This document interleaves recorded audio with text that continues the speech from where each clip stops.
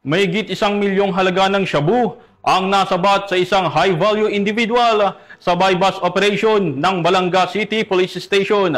Patrolwoman Lixen Reyes Saweran sa report.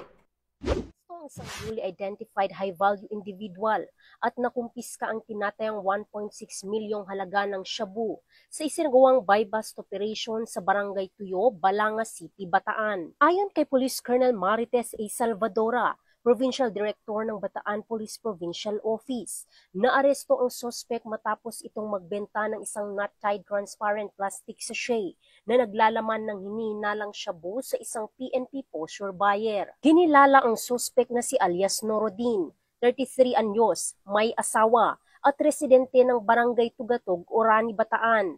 Nakumpiska mula rito ang 2 not-tied plastic sachet, isang Vivo cellphone, at isang 500 peso bill. Umabot sa 240 gramo ng hinihinalang shabu ang kabuang nakumpiska na may standard drug price na 1,632,000 pesos. Kasalukuyang nasa kustodiya ng Balanga City Police Station ang suspect, kasama ang nakumpiskang ebidensya para sa wastong dokumentasyon at disposisyon.